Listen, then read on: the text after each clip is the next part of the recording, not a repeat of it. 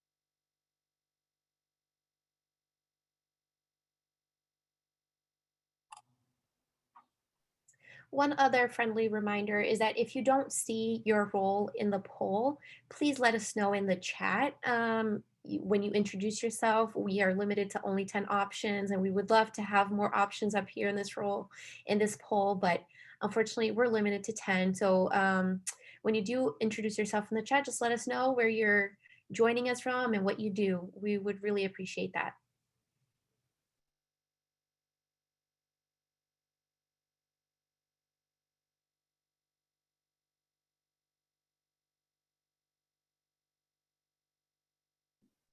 Hi everyone, this is Rachel, the project coordinator for our Early Psychosis Learning Collaborative.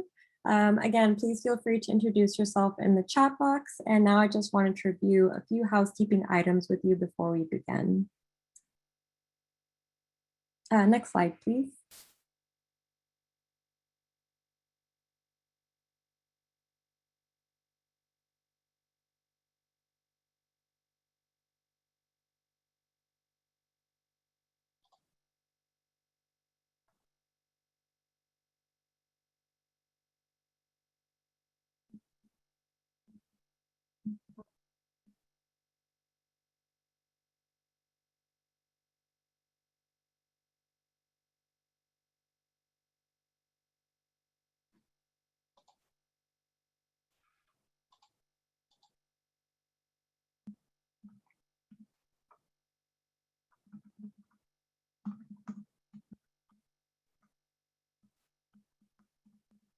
Participant microphones will be muted at entry and you'll be able to unmute them during the discussion portion.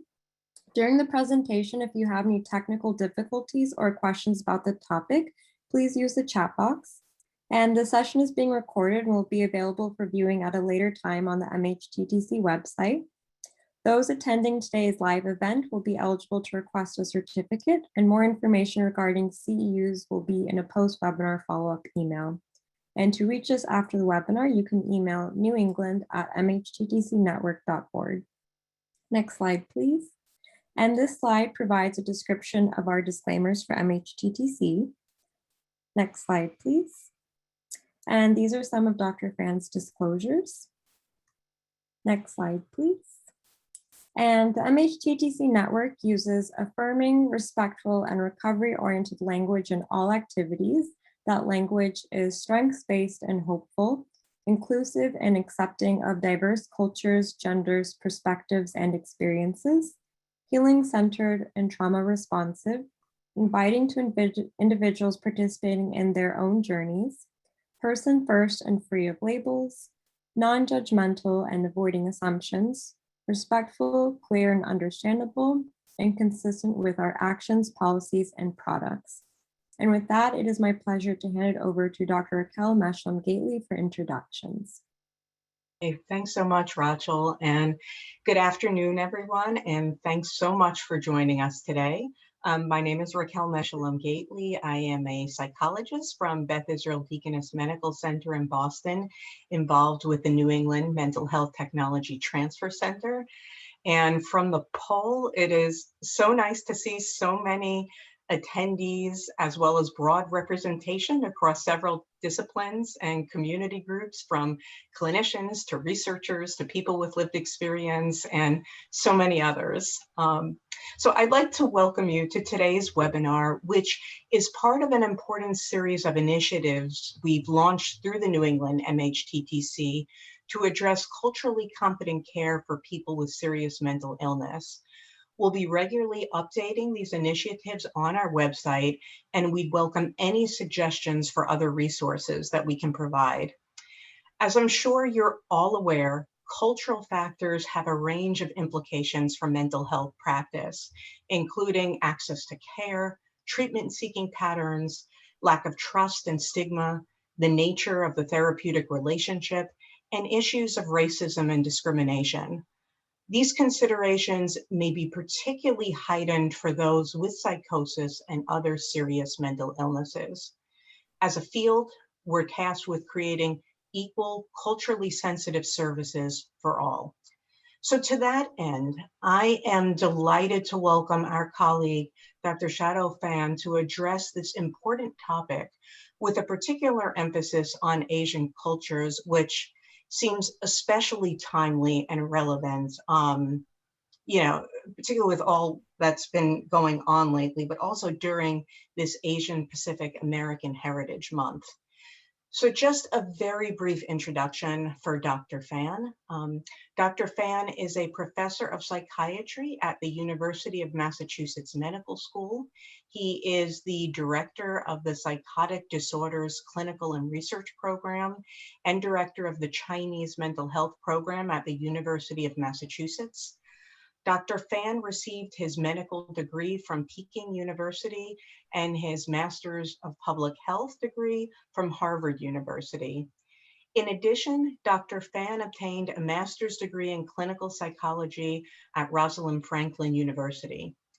Dr. Fan is a member of the advisory panel for the Patient-Centered Outcome Research Institute and a member of the American Psychiatric Association Council on International Psychiatry and Global Health. He also serves as a reviewer for various federal grant programs. So today he is going to share his expertise on understanding and treating psychosis and other mental illnesses in the context of Asian cultures and anti-Asian racism. And just a note, that while there will be time for discussion in the second part of the webinar, please feel free to type any questions, comments, and ideas into the chat box as you think of them, and we'll be sure to incorporate them into the discussion later. So without further ado, it is my great pleasure to turn things over to Dr. Fan. Well, thank you, Raquel, for the warm introduction. Yeah, it's really my great pleasure to have this opportunity to interact with many people. And thank you all for the audience to come from your busy schedule to join this event. In the context of celebrating the Asian Pacific American Heritage Month, it is great that we have this opportunity to discuss how Asian cultures shape the understanding of mental health and mental illnesses, and how to address some of the significant challenges such as racial discrimination and anti-Asian racism that affect mental health of the Asian American population. So before we get to the specific content, let's take a look at the big picture or the big term about so-called Asian Americans, and to kind of understand what it really means. Based on recent data from the Pew Research Center, Asian Americans are the fastest growing minority groups in the United States. There are about 23 million of Asian Americans at this time, which is about 7% of the US population. And there are about close to 50 different ethnic groups and over 100 languages and dialects within the Asian American population. There are about in terms of family roots, Asian Americans have family roots from more than 20 countries in Eastern and Southeastern Asia and the Indian subcontinent. Among the different subgroups of Asian Americans, the Chinese Americans are the oldest, largest, fastest growing subgroup, which is about 25% of the Asian Americans. Now, because there are so many subgroups within the Asian American population, the term Asian American, Asian Americans is not without a controversy. The question is, are Asian Americans one or many? I think the answer is probably both. So with this complexity in mind, this is what I'm going to cover during this session. First, I will spend a little bit of time to describe how Asian cultures are related to the cause, clinical manifestation, and the treatment of mental illnesses. And then I will touch upon the model minority myth and how it is related to mental health. And after that, I would like to address the anti-Asian racism and its impact on mental health among Asian Americans. Next, I would like to provide an overview about the current status of mental health care and the disparity in mental health care for Asian Americans. For the second part of the session, as you recall, just mentioned, I really hope that we can set aside some time to have an interactive, clinically oriented discussion with the audience to address some of the major challenges in providing mental health care for Asian Americans. So please feel free to ask your questions and share your comments in the chat box. Now, when we talk about mental illness, it is important to keep in mind that everyone has his or her unique way to explain their psychological experiences, such as feelings and emotions. It is called the explanative models, which means the causal attributions of a specific illness that are held by patients or families or healthcare providers. Explanatory models about health or mental health is predominantly culturally shaped. It is a process to project personal and social meanings on the illness experience. The explanatory models affect the coping, treatment, the preferences, compliance, and the therapeutic relationship, and the treatment satisfaction. So as I just mentioned, the explanatory models about mental illnesses are heavily culturally related. Asian cultures, about Asian cultures are heavily influenced by religious and philosophical traditions. For example, there's a major religious and philosophical traditions that affect the Asian population. Includes Hinduism, Buddhism, Confusionism, and Taoism.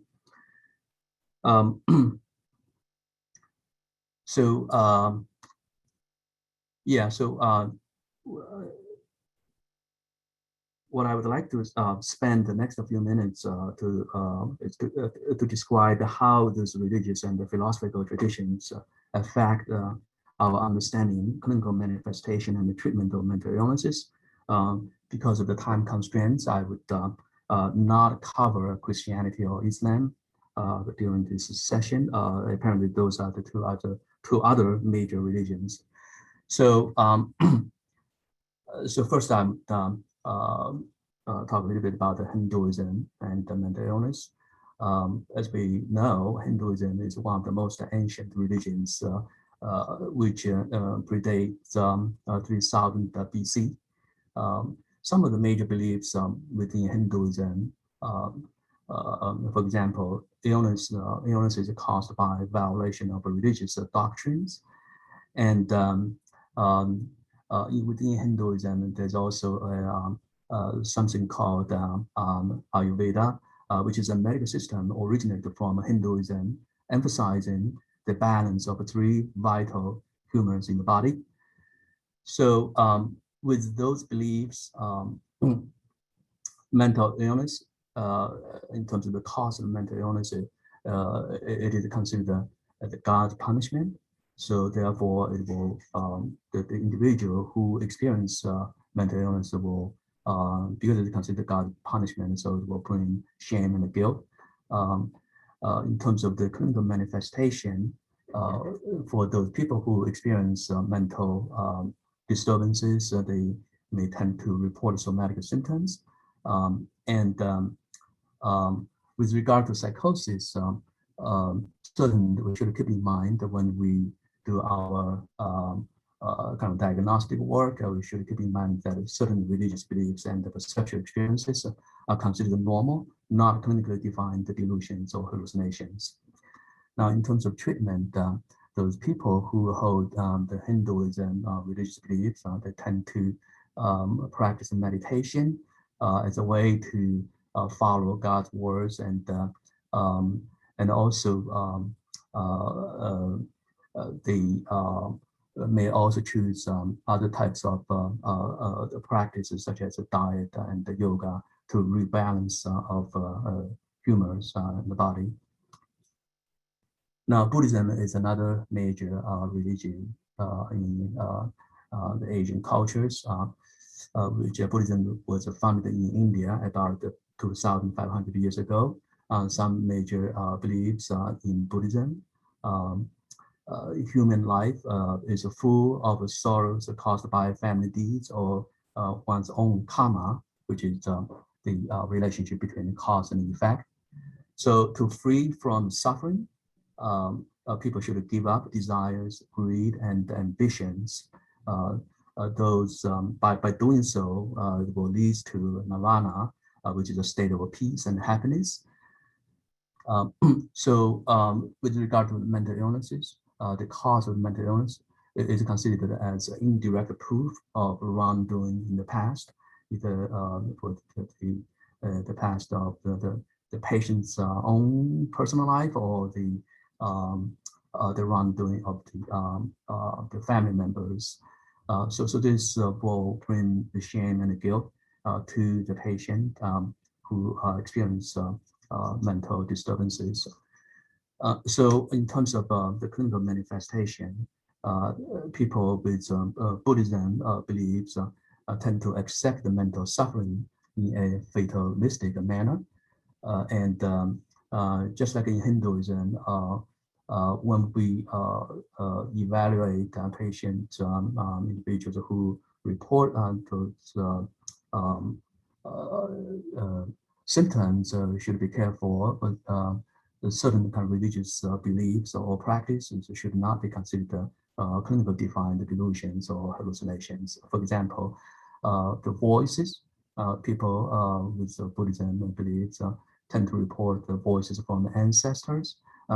Which is considered normal. In fact, in some cultures, if you never have experienced hearing voices from your ancestors, so that's actually considered abnormal. So now, in terms of treatment for those people who hold the Buddhism belief, they tend to believe that they should follow Buddha's teachings to cultivate good deeds through meditation, mindfulness practice.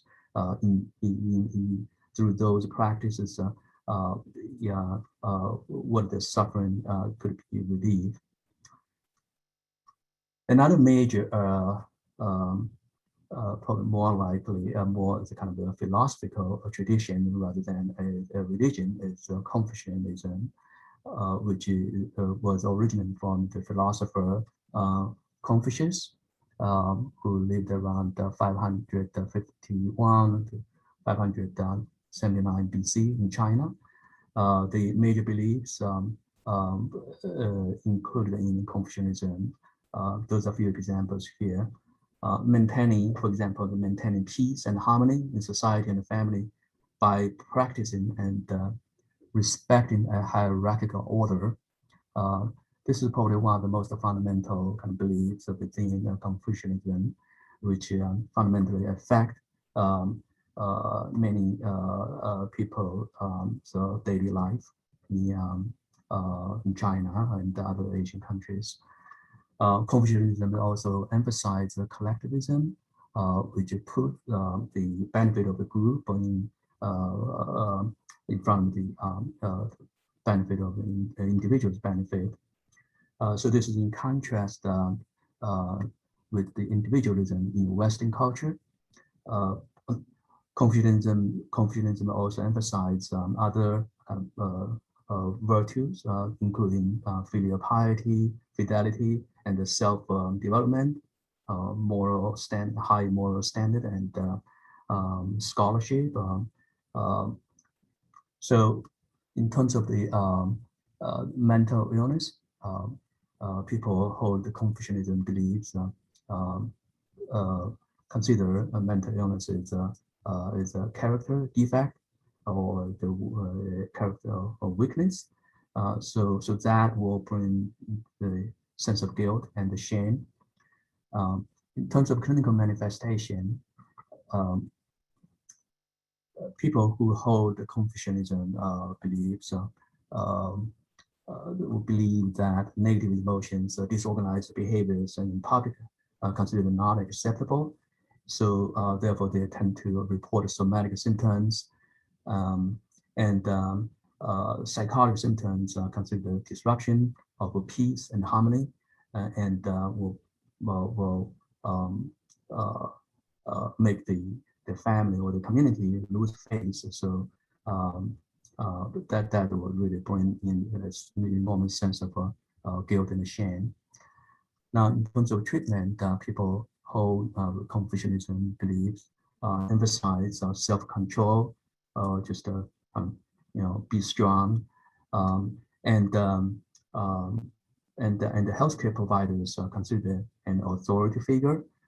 This is something I think it's important to know, and I will come back to this kind of dynamic between patient and healthcare provider later during the session. Another very important philosophical tradition is called Taoism, which was taught by Lao Tzu at around 6th to 4th century BC, and also his followers in China. There are some major beliefs within Taoism. For example, the body is governed by two types of energy, yin and yang. The yin and yang theory considered the foundation of traditional Chinese medicine. So Taoism emphasizes the law of nature. If we follow the law of nature, we can maintain both physical and mental health. So Taoism conceptualizes the mind-body relationship as one unity rather than a dualism in Western culture. Now, in terms of mental illness, Taoism considered the cause of mental illness is because of the imbalance of yin and the yang. The clinical manifestation of mental illnesses, people hold the Taoism beliefs tend to report a somatic symptom. The tendency to report somatic symptoms, the reason here is less because of stigma or shame. It's more because of the conceptualization of the mind-body relationship, kind of the unity view, rather than driven by the sense of stigma or shame. So mental disturbances or experiences or symptoms such as psychosis are considered have to have the biological basis.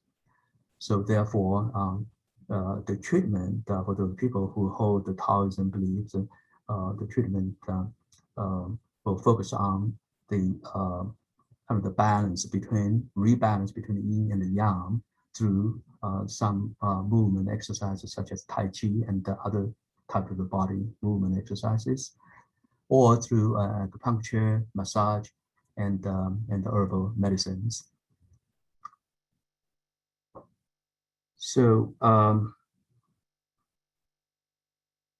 so we just had a quick review of the cultural roots in relation to the cause, clinical manifestation, and the treatment of mental illness. Now, I would like to touch upon a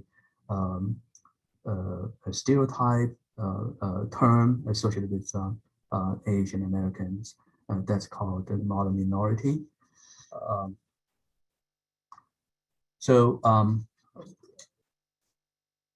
The term of the modern minority has been around for many decades, and the meaning of this term is that Asian Americans are uniformly well adjusted, attaining more socioeconomic success than other minority groups. But this is kind of the overgeneralized statement that it's actually just not true. The facts are the Asian Americans are the most economically divided racial ethnic group, and Asian Americans are the least likely group to be promoted into, for example, the management or leadership positions across different racial and ethnic groups. So because of this kind of stereotype and inaccurate description about the Asian Americans, it actually caused some negative consequences. For example, it created a double pressure for Asian Americans, the double pressure from both kind of societal aspect and also from the family. And it also camouflaged the disparities and the struggles within Asian Americans. It also generated resentment from other racial groups, and therefore it caused interracial conflict. And of course, this term is also caused a huge mental health toll. It caused enormous psychological distress, which is related to the double pressure I just mentioned. But it also actually prevent, it does not encourage it, it actually prevent Asian Americans from seeking mental health care. So next, I would like to spend a little time to address another important issue that is the racial discrimination and the anti-Asian racism, which is a significant impact on the mental health of in Asian Americans. So anti-Asian racism and discrimination, there has been a long history. It does not happen right now. From the Chinese Exclusion Act in 1882 to World War II, Japanese internment camps, and all the way to the current time. I'm sure a lot of you probably heard from the news report about the anti-Asian racism attacks that happen frequently at this time. There is an overall trend over the past several decades in terms of anti-Asian racism. The trend is from moving from the blatant, the direct, intentional racism to kind of more subtle, indirect, and disguised kind of format. About the subtle racism and racial microaggression, it is, some people say it is just like carbon monoxide. It is everywhere, it is invisible, you can feel it, it's hard, but even though you may not, it's not visible, but you can feel it.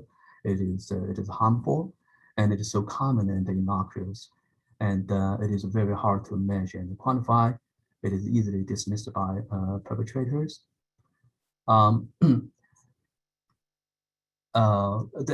type of racism is called the blatant racism. Includes hate incidents or crimes. Again, since the pandemic started, there have been increased attacks targeting Asian Americans. The statistics have shown that last year alone, there's such a blatant kind of racism attack incidents have increased by 150% in 2020.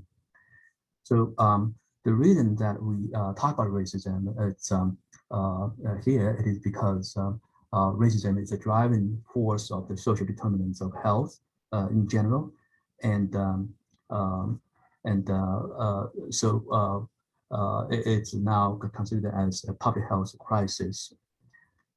This diagram illustrates some pathways of the complicated kind of relationship between racial discrimination, racism, and how it is related to both the mental health outcomes and the physical health outcomes. So as you can see, racial discrimination can cause psychological stress directly, but also it affects the many other social determinants of health, and through those pathways, it will further kind of exacerbate the psychological stress and coping behaviors, and also physiological stress response. Those social determinants of health also can affect physical health directly. Ultimately, the racial discrimination leads to both the mental health outcomes and the physical health outcomes, as listed on the right side of the slide. So racism, it is an important topic when we talk about mental health, especially in the racial ethnic and minority groups. Now let's so we just talked about the model minority myths and racism. So now let's talk about take a look at the current landscape of mental health care for Asian Americans, like where we are now. And so unfortunately, there's such a kind of striking disparity in both mental health diagnosis and mental health services in Asian Americans compared to other racial and ethnic groups. So this is the this slide shows the data from SAMHSA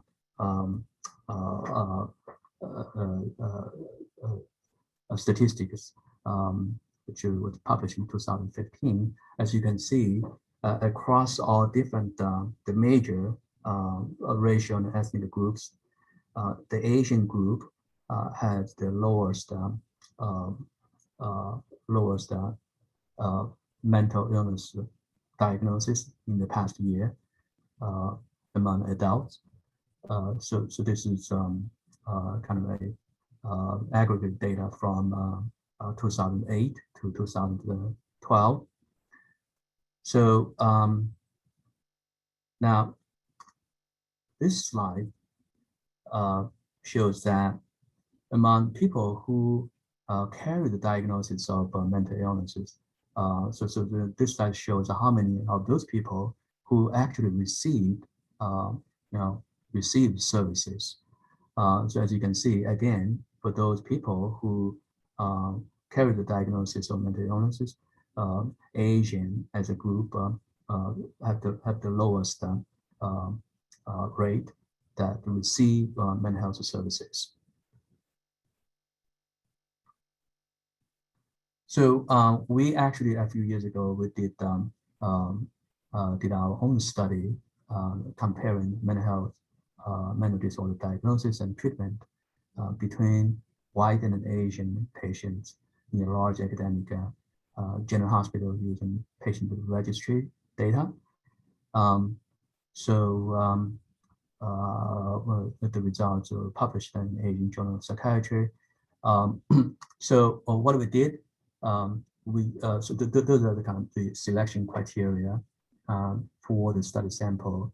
So we defined a very specific time window from the beginning of 2009 to the end of 2009, and we specifically compared these two racial groups, and adults, we choose adults only, and so those are the major findings from this large patient registry patient sample. So the rate of mental disorder diagnosis, 18%, 18.1% in white patients, compared to 9.8% in Asian patients. So it's almost like the Asian patients, the rate of mental disorder diagnosis only half of the white patients. Now, for those people who carry the diagnosis, mental illness diagnosis, the rates of psychotropic medication treatment among those diagnosed with mental disorders. As you can see, Asian patients, the rate is only about 8.6%, and which is only about half of the rate in the white patients. So even though the percentage are not the same as shown in the SAMHSA data, but the findings are consistent in terms of both the rates of mental disorder diagnosis and the rates of people who receive treatment or medication treatment. Asian patients tend to have very low rates. Now, so then we will ask the questions, and obviously the questions why, how to explain such a kind of striking disparity, not only comparing the Asians versus a white American, but also even compared to other racial minority racial groups. So when we so in the next few slides, I would like to discuss some kind of actually 2 slides to summarize the barriers. So in this slide, so obviously we are talking about kind of 2 types of barriers. So one type of barriers are kind of common barriers for all racial and ethnic groups. For example, the cost for mental health care, the insurance coverage, and also the fragmentation of the services. For example, continuative care from inpatient to outpatient to community support, in addiction treatment and mental health treatment, the separation of the treatment for both aspects. For a lot of people, unfortunately have a kind of co-occurring the dual diagnosis, but the services split at this time. Now, there's also another kind of type of fragmentation of service. It's about the primary care and the behavioral health care,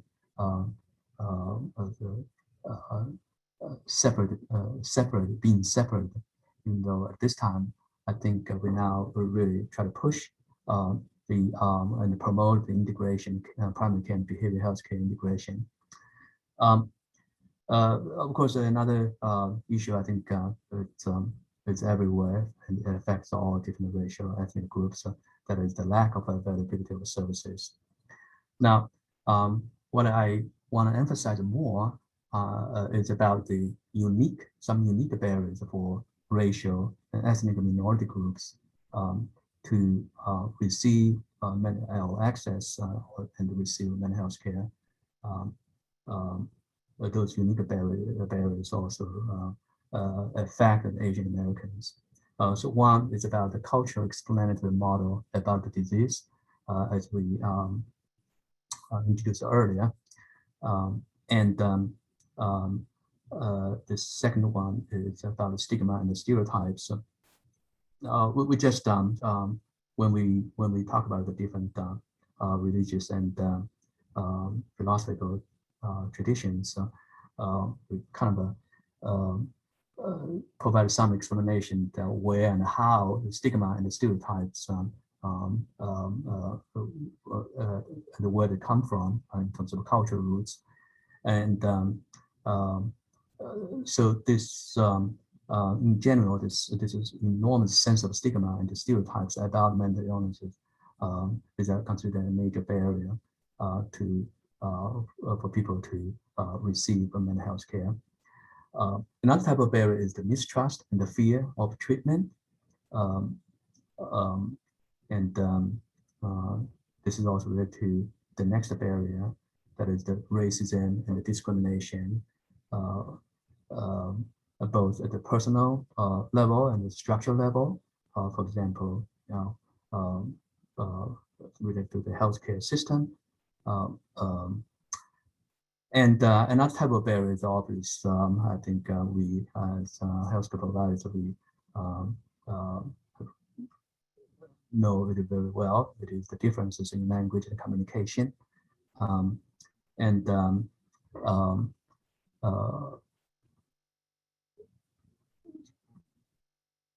So all those barriers lead to kind of emphasize the importance of the cultural competency of healthcare providers, which should be further addressed for the better services to Asian Americans. So the next several slides, I would like to discuss some strategies to address various barriers. I understand many of you in the audience are clinicians. So as you listen to what I present, please feel free to share your input. Let's address the barriers together, and let's learn from each other. So so to address the one type of barriers about the the understanding of the culture explanatory model of the mental illnesses. So what we could do more is to provide more public education to increase the awareness of mental illnesses and then also to increase the mental health literacy. For example, specific strategies we could through the infographics and the public messaging through social media channels to distribute the different type of distribute and disseminate the knowledge and information about mental illnesses, and to reduce through this kind of educational campaign to reduce stereotypes and stigma among all different types of mental illnesses. Psychosis or schizophrenia is considered one with the most stigmatized, misdiagnosed, or underdiagnosed mental conditions. So there's a more kind of urgent need to educate the general public about serious mental illnesses such as psychosis and schizophrenia. So through all those educational initiatives,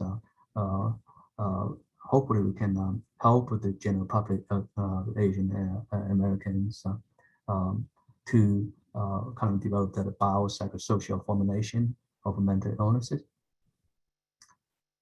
So this is the one initiative that we have been, we started about 1.5 years ago. This is a community-based initiative to provide, it's called Harmonics. It's a community-based initiative to provide culturally appropriate mental health education for the Chinese American community.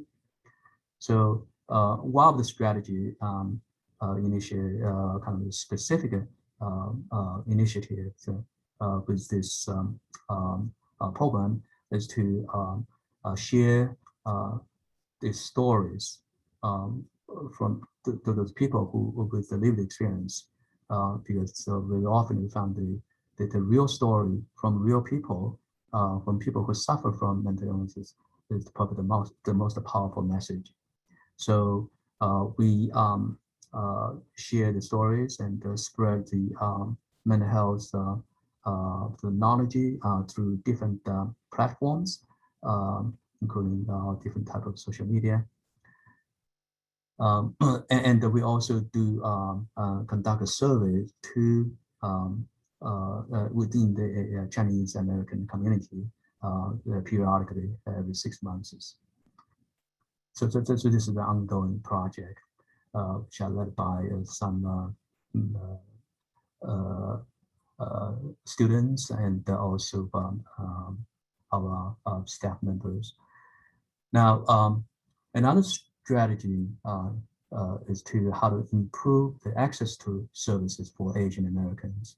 Well, we can talk about all different strategies, but I just want to emphasize, kind of introduce one model that could improve the access to mental health services for Asian Americans, considering the unique cultural background of Asian Americans. So this is called the collaborative care model. Some of you probably are familiar with this model, which is kind of increasingly implemented in not only in the academic hospital settings, but also in the community healthcare setting, which is collaborative care model is considered probably kind of one of the most evidence-based model, which can promote the integration of primary care and mental health care. And so basically, collaborative care model is, as you can see from this diagram, it is a team of primary care providers, care managers, and psychiatry consultants work together under one roof. So as I mentioned earlier, culturally, Asian Americans tend to report somatic symptoms of mental illness for different reasons, mostly driven by stigma, sense of stigma and shame, but also, as I mentioned earlier, in Taoism, is more driven by that kind of a unity and holistic view of the mind-body relationship. So because of this tendency to report somatic symptoms of mental illnesses, so this model may have kind of uniquely kind of suitable for Asian Americans. So when Asian Americans come to the primary care provider to report their somatic symptoms of mental illnesses, it kind of trigger this kind of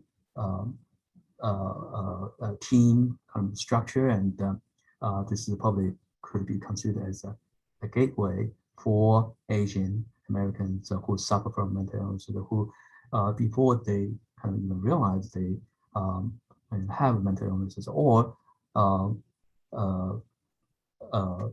they used to kind of refuse to seek help for mental health care. This is probably a gateway for them to kind of get into the system, and then to start the kind of the process for them to eventually get appropriate mental health care. And for those through this through collaborative care model, for those people with kind of relatively mild mental symptoms or disturbances like depression, anxiety, usually the primary care doctors can handle and prescribe medications, and also the patient can receive psychotherapy through within kind of the collaborative care team environment. But for those with more severe mental illnesses like schizophrenia, through collaborative care model, patient can be referred to psychiatrist specialty care. So this model is considered to have some kind of unique value for Asian Americans, for them to access and eventually receive appropriate mental health care. Now, about the service, mental health service delivery, to address the barriers on this aspect, there's so much we can talk about. So I want to kind of selectively just address a few elements. First of all, we should think about how to develop a culturally competent healthcare system. We have to address organizational or structural racism and discrimination, and to reduce mistrust and the fear for patients. A lot of times, through my own clinical experience, a lot of patients just feel so scared when they walk into a hospital setting or walk into an outpatient setting. That kind of feeling sometimes will surprise you, is out of your kind of expectation. So we should be sensitive on how the patient feel when they walk into the door. The outpatient setting, I think the inpatient setting is the more kind of intimidating environment for many Asian patients. Now, about the culture competency training for healthcare providers, there are a lot of things we can do. For example, the healthcare providers need to be willing and able to understand the patient culture, values, life experience, and their personal goal. We should promote so-called culture of humility within the healthcare providers.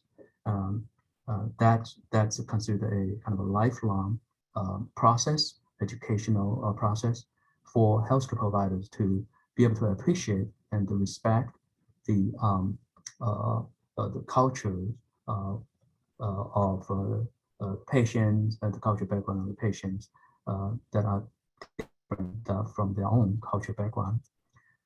And so the healthcare providers should be aware of their own implicit biases, what you call it, cultural blind spots, and the healthcare provider should be encouraged to engage the patient in shared decision making. We talk about shared decision making in our clinical practice, but I think for minority Asian patients, especially for those people from different cultural background different than yours as a provider, shared decision making is even become more important. Another important kind of clinical approach that has been emphasized more in recent years, it's called the trauma-informed care. So in general, we now realize that trauma is something that has been under-recognized, under kind of explored topic or area for many patients. And this is probably even a very important topic when we deal with Asian patients, especially those Asian patients from, for example, from Southeast Asian, originally like those immigrants or refugees from Southeastern countries. They may have gone through those war experience. So that's an important approach, trauma-informed care, but for us to for the healthcare providers to be able to develop the skills to be able to do that. Now, cultural competency training for other important aspects. This is probably more related to the people who MDs, the psychiatrists, or nurse practitioners who prescribe medications. Those are very important aspects to keep in mind when you deal with an Asian patient. The healthcare providers should be able to provide racially, culturally appropriate Western medicine treatment. Those providers who prescribe medication, they should have a good understanding about the so-called ethnopharmacology, in general, Asian subgroups, Asian patients, and many of them are so-called slow metabolizers, which means that the medication, the body metabolizes the psychotropic medication slower, in a kind of slower speed. So therefore, the medication dosage has to be adjusted, reduced in general for many Asian patients. Their body is more kind of sensitive to psychotropic side effects of psychotropic medications. Another important aspect is that we as healthcare providers, so this is probably not only those people who prescribe medication, but also for therapists or those involved in psychosocial intervention. We should have some knowledge and should be aware that many of our patients, they actually use complementary and alternative medicines. They may or may not disclose that. So we should ask our patient carefully about the use of herbal medicine, and because for many of those herbal medicines, the efficacy and safety are still kind of unknown or uncertain, and those herbal medicine may cause kind of interaction with those prescribed medications. And another important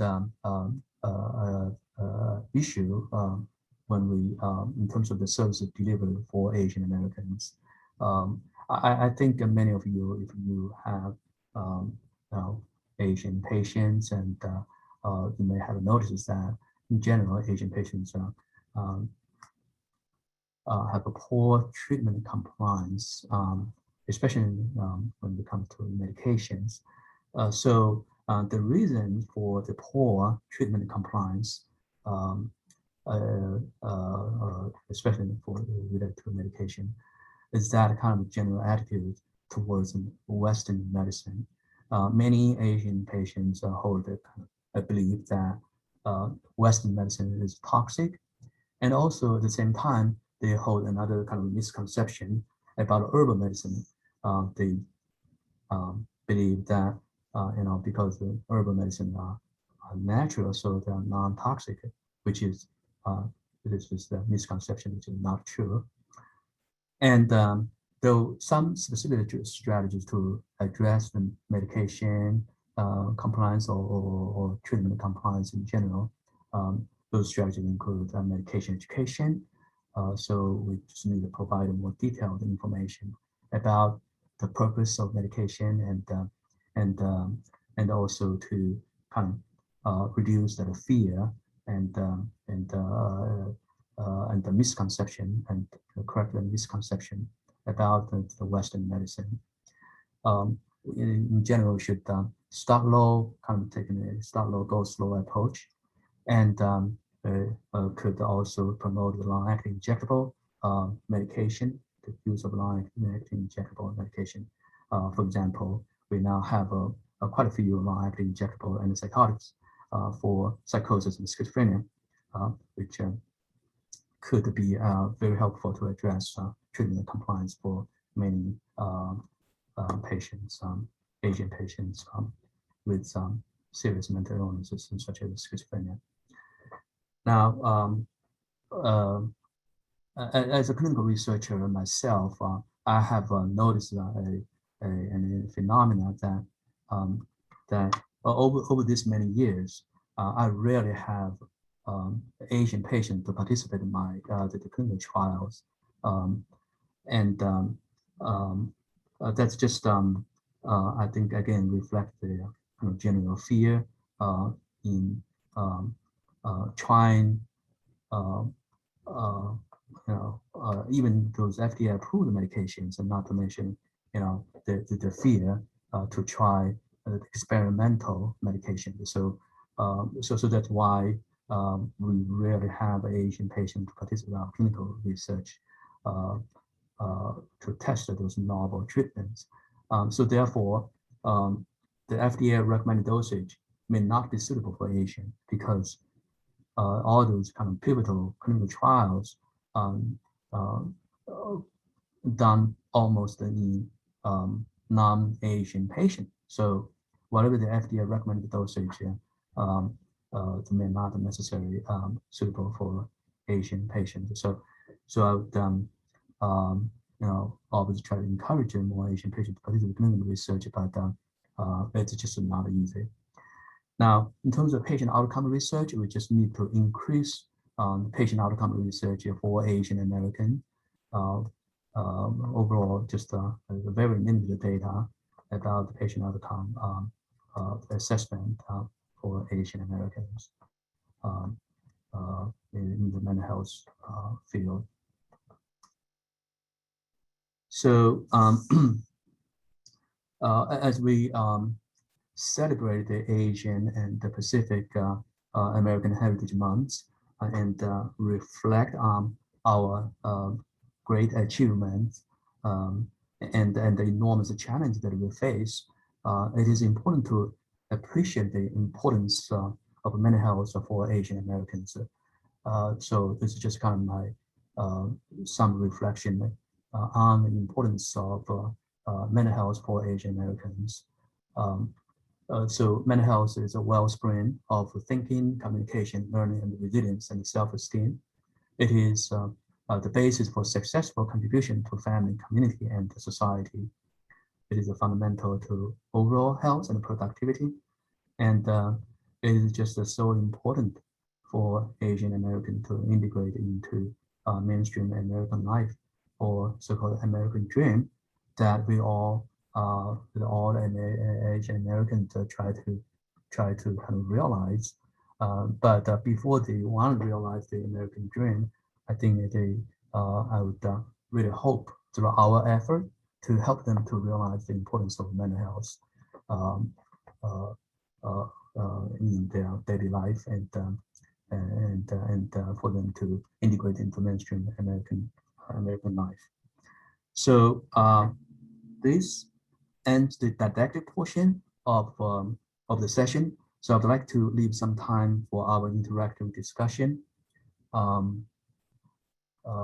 Thank you.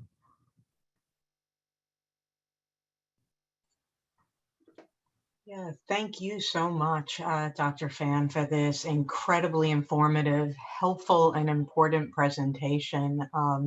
So, like you were saying, we'd really like to open it up now for your questions and comments and ideas.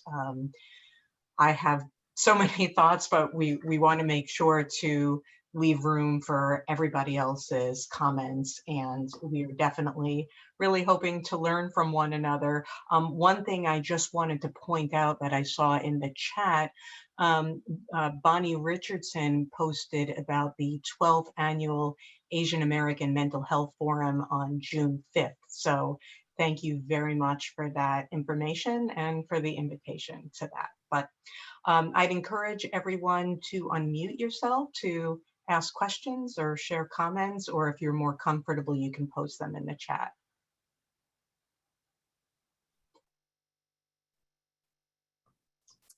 I have a few. Thank you so much. That was a fascinating presentation and covered a lot of really interesting territory. And you talked about how in the Asian culture, there's a lot of respect for authority, and particularly for professionals.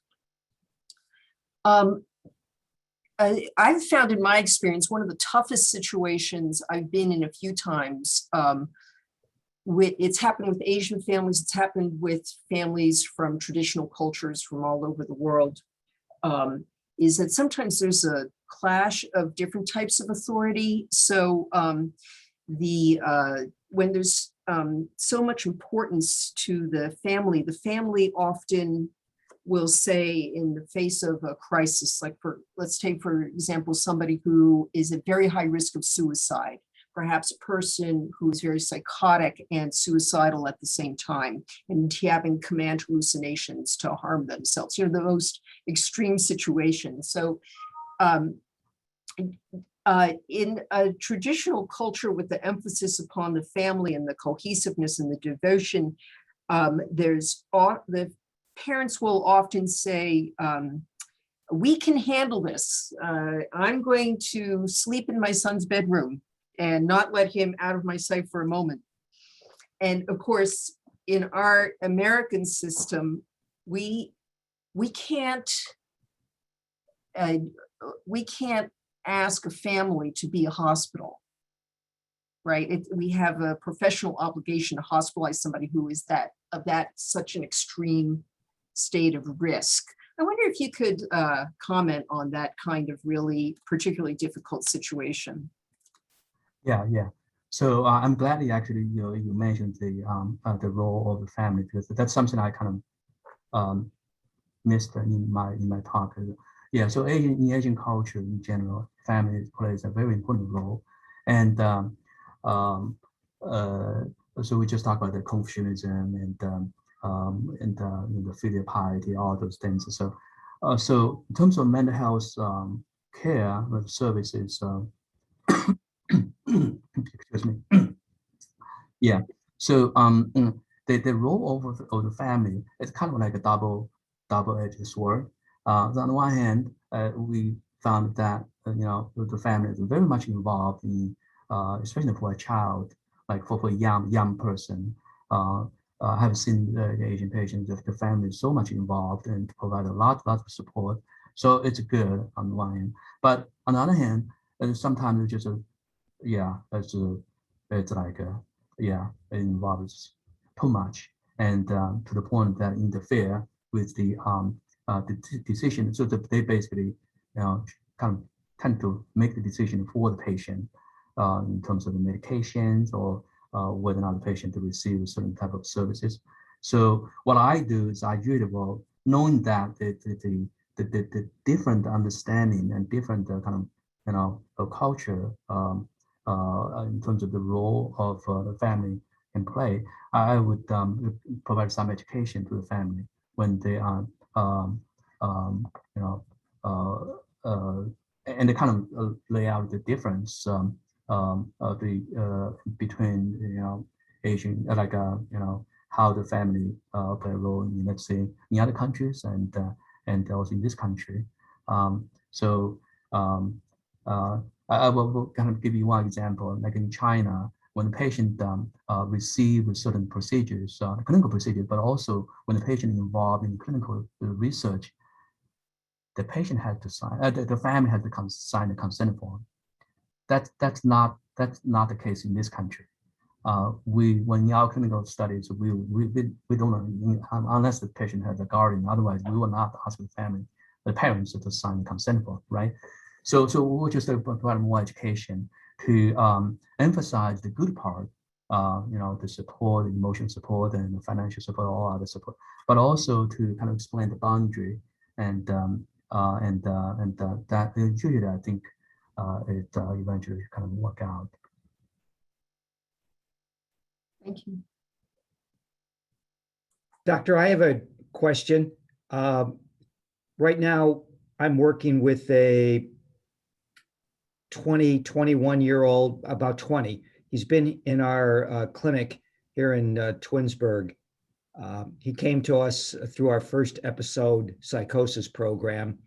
Right now, we've probably changed his diagnosis to more depression, but there is a real adult child parent struggle here.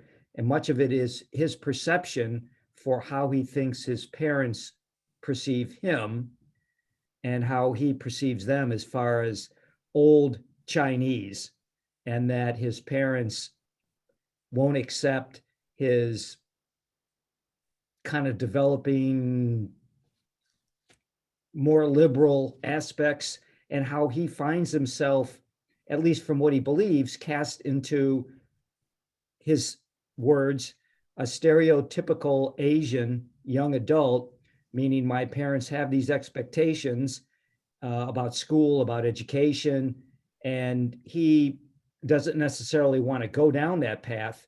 He also has a great deal of social anxiety, which he has had from his early development. This was a young man that grew up moving between Hong Kong and Singapore several times, and then left Singapore to a university here in the States that was going to facilitate developing his, I believe it would be called his secondary credential, so he can enter a university here. And that was a terrible misfire as far as his ability to integrate with the community. And so my question after this long explanation is, my struggle right now is to help him connect stronger with his family and to break down some of his own preconceived ideas on how his parents see him. And I think a lot is just his fear rather than what his parents, because I've talked to the parents, we've had some family sessions, and they simply don't come across as he does, you know, in terms of his perception of how his parents think and feel about him. Does that make any sense? Yeah, I think I kind of understand your question. Yeah, which is a kind of a common scenario. As we all know, international students from China is the largest group of international students, you know, across all different countries. So over the years, I have seen more and more Chinese international students, and also there's a trend that the age is becoming younger and younger, and the families are more and more involved because the kids, the younger the kids are, the more involvement the family will get into. So in your what you just described, it sounds like you were describing the kind of the I'm still trying to understand your question. Okay, so it's kind of like a acculturation, maybe the different phase of acculturation in terms of the understanding of the mental illness or the kind of the expectation, like the academic achievement or how he want to do, the child want to do, or want to, there's a kind of conflict between the parents and the child. That's your question now? Yeah, if I could, I'll try to. I kind of rambled a bit, but it's what he calls old Chinese and his stereotypical kind of experience growing up in Singapore. He wants to articulate as best he can in English. His parents are more Chinese, and sometimes the communication is a pattern where he can't really, he knows English better than Chinese. And so many times it's difficult to communicate with his mother. His mother, probably through her facial expressions, maybe more non-acceptance of him in terms of, you know, his development and, as he would say, his failures along the way. So I really want to help him kind of develop a stronger relationship with his parents so they will help him kind of go in whatever direction he wants to go. That's the disconnect.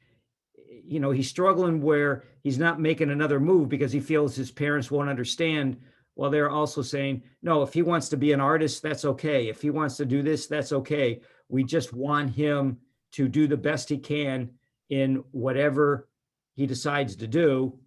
And he'll tell me, no, they're just saying that they don't really mean it. Now, I believe because of all the struggles back in Singapore, this young man is probably more emotionally developed with the aspect of a relationship that a younger teenager will have with his parents, if that makes any sense. And he has strong feelings growing up in Singapore about culture, about his national service that he was very fearful he was going to be able to have to do, but he didn't. He eventually had a medical dispensation, but that whole culture back there, feeling oppressed, and his parents are more like that, and he's not. I don't know if that helps, but it's just that real divide. Mm-hmm. Yeah, so it sounds like, I think what you just described kind of included kind of two questions, two separate but related questions. One is about the how we can help the family, the parents, to understand the mental illness or the first episode, or whatever the kind of the mental symptom illness aspect, education about on that aspect.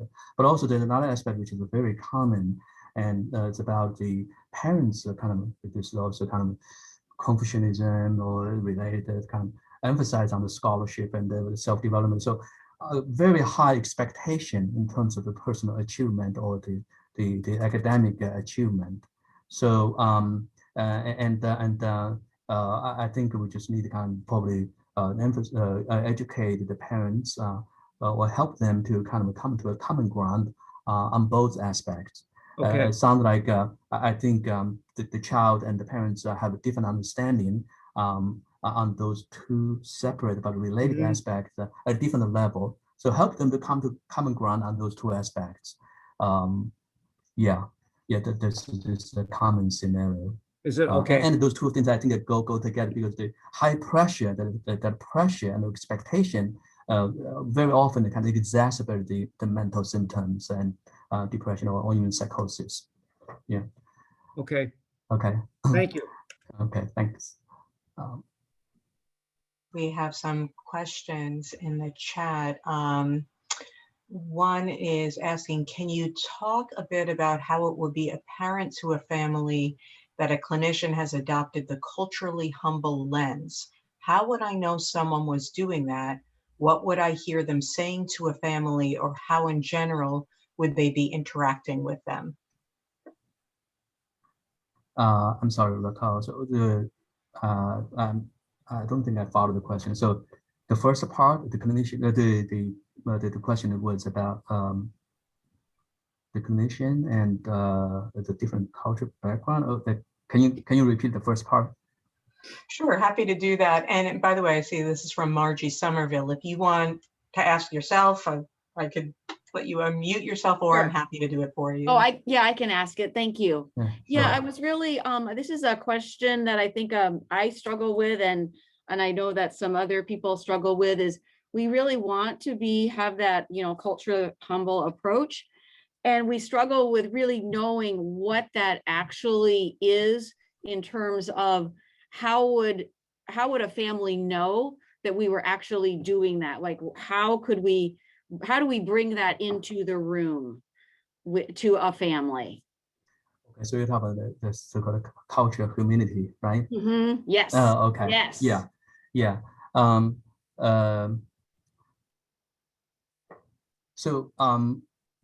Ideally we talk about like culture matched care, which is just impossible. Like the provider and the patient, the culture matched.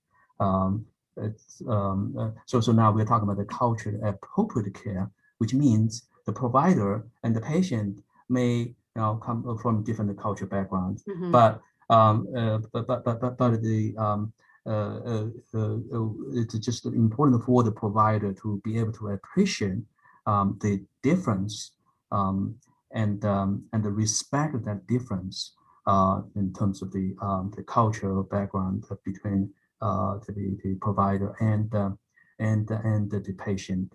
So I think the first step is just acknowledge how much we as providers, we don't know about like your culture, like as a patient culture. Okay, so ask them to share and to kind of educate us.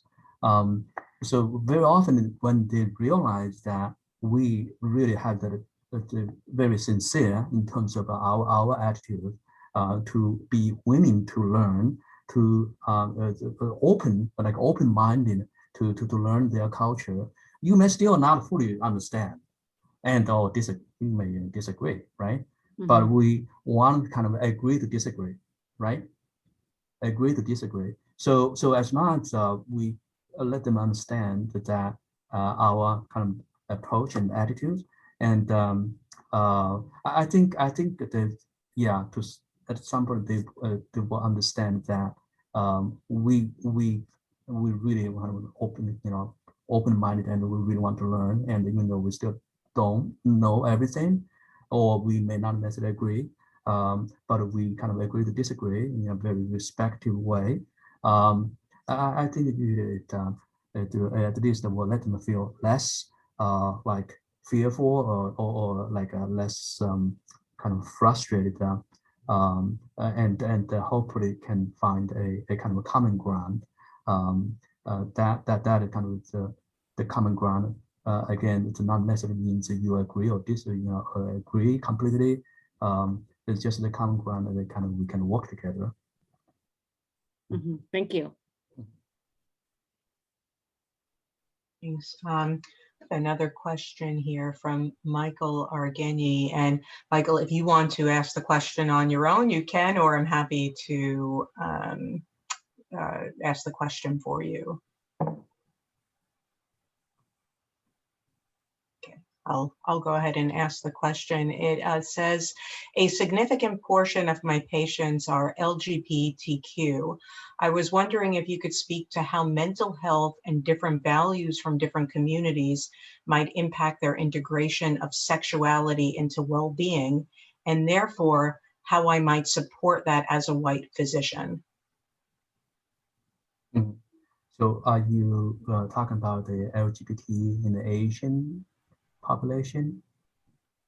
Okay. It seems like that, Yeah. So that's an interesting question. So actually, in the recent the APA annual meeting, I actually moderated a session, a general session, specifically on this topic.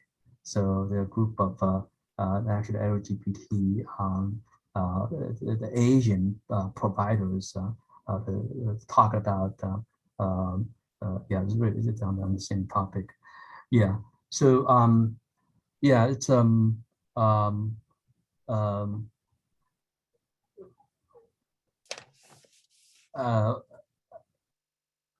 I think we'll just have to this is the kind of so as a white provider or physician or healthcare provider, it's already kind of challenging enough for you to be able to fully appreciate or to learn the kind of Asian culture, right? Which is different than your own culture from the patient, but also adding this additional kind of condition about the LGBT aspect. It's just become more complicated. More. I would not say that more complicated. It's just more challenging. Okay. So I think it is just the one thing is about understanding kind of the general kind of cultural background and differences, and the Asian versus the kind of whether your culture is, but also get into that, learn that specific kind of LGBT kind of topic, specifically related to the Asian that group. I have to confess that I also have a lot to learn about that aspect within the Asian culture, like within the kind of the Asian population. I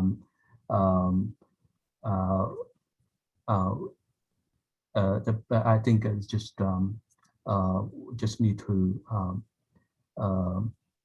in general in Asian cultures, those kind of any deviation from those kind of more kind of traditional views about sexuality or sexual orientation. It's kind of like a taboo. It's like not allowed, and so I think that's just adding the more challenges when we deal with this patient population.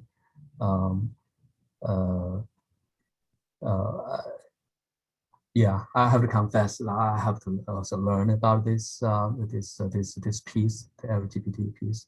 For example, in the traditional culture like Buddhism or Confusionism, maybe people back then they probably did not really talk about this topic. So, but I think we need to just go deeper to understand how the traditional culture view those new kind of topics and find the kind of the cultural formulation about those things in the Asian culture. Sorry, I don't think I can provide a better guidance or advice on this. I also should learn more on this topic. Yeah, it's definitely challenging. There's a response from the person who asked the question saying it's definitely a challenge, and it's wonderful that this intersectionality is being recognized and addressed more visibly across networks, which I completely agree with, for sure. But other questions or comments that anyone would like to share in the next 5 minutes or so? Again, you can feel free to unmute, or you can ask your question or put your comments in the chat, whatever you're most comfortable with.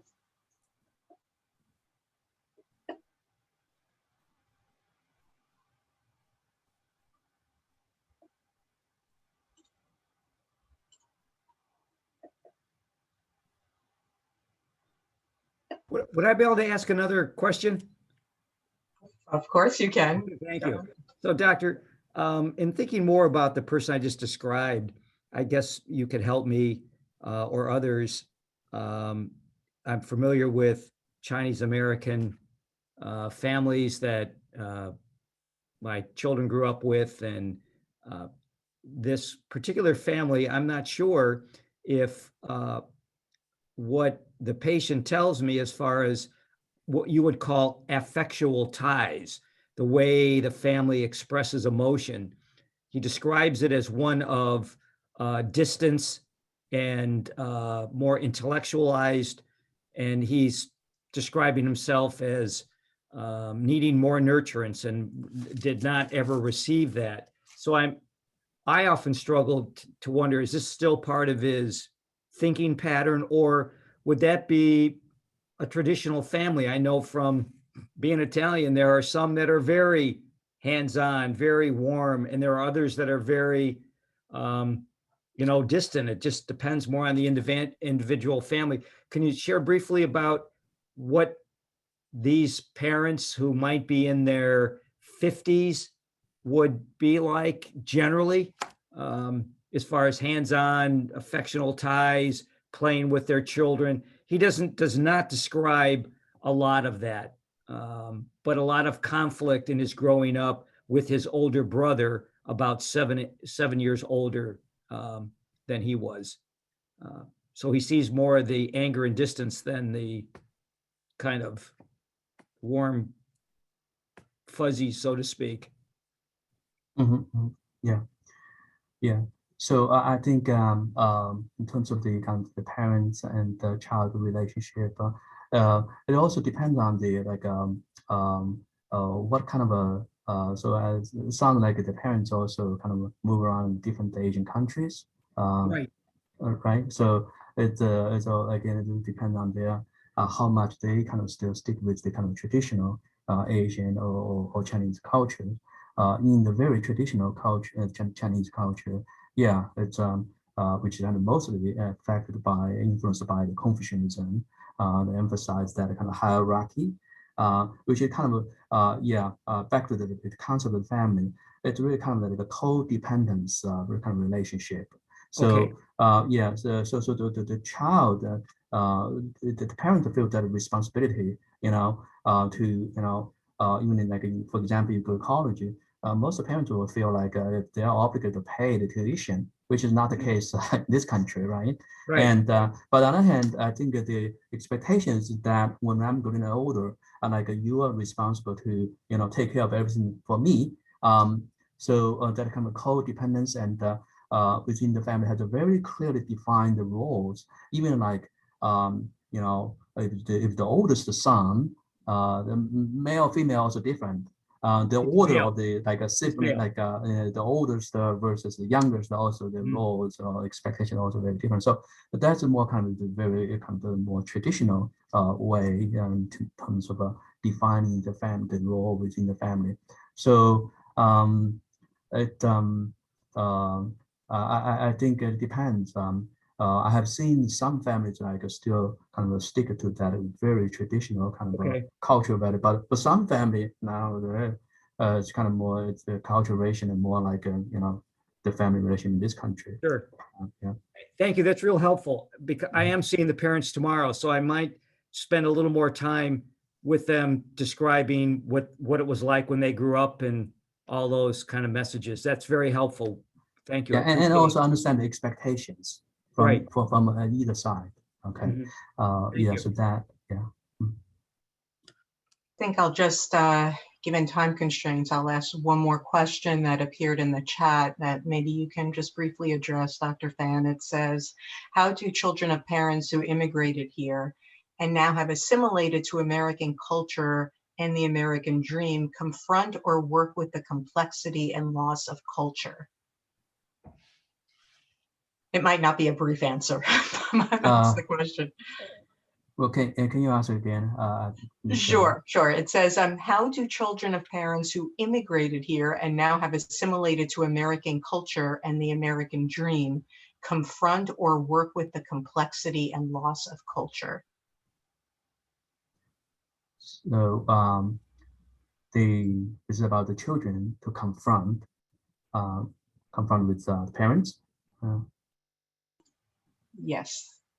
Yes. Okay. That's what it seems Um, like. Yeah, I guess I'm not sure who will necessarily the children or the necessarily kind of confront. It's more kind of I would say we as a provider will help them to understand, not they understand it better. So if the next generation we were talking about like it took 3 generations to be fully assimilated to the mainstream culture. So we a lot of time talk about 1.5 generation and second generation.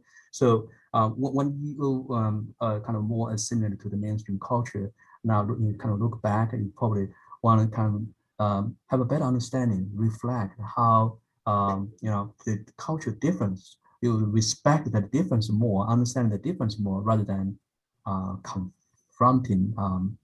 I'm not sure there's a purpose to confront. Maybe I kind of oversimplified the question. Yeah. Again, at the time we maybe can respect, appreciate more the differences, and agree, as I mentioned earlier, agree to disagree, and respect the differences, and still try to find a common ground to build up that, maintain or build up that relationship with your family members.